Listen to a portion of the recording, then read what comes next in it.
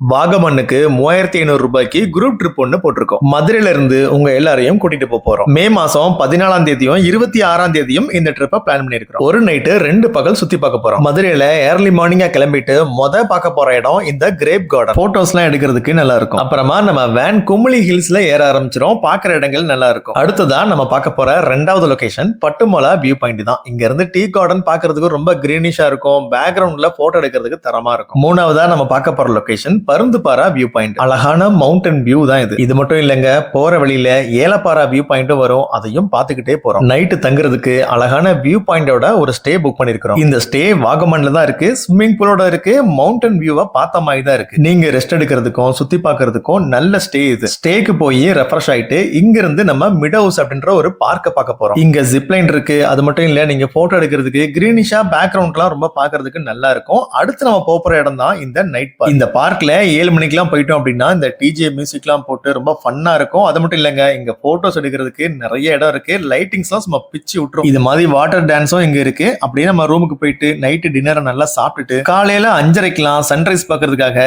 Jeep safari arrange பண்ணிடுவோம். காலையில சன்ரைஸை பார்க்க போறோம். அடுத்த இடமா இடுக்கி டேமோட வியூ பாயிண்டையும் பார்க்க போறோம். நம்மளோட அடுத்த லொகேஷன் இந்த சூசைடு பாயிண்ட் அப்படின்ற இடம் தான். இந்த பள்ளத்தாக்கு ரொம்ப அமேசிங்கா இருக்கும் பார்க்கறது. அடுத்த இடமா நீங்க வரும்போது நல்லா தண்ணி வந்தது அப்படின்னா இந்த இடத்துலயே நீங்க குளிக்கவும் செய்யலாம். ஜீப் சஃபாரி முடிச்சுட்டு ரூம்ல போய் சாப்பிட்டுட்டு அடுத்த இடம் செக் அவுட் பண்ணிட்டு இந்த பைன் ஃபாரஸ்ட பார்க்க போறோம். அடுத்த லொகேஷனா இந்த அட்வென்ச்சர் பார்க் தாங்க.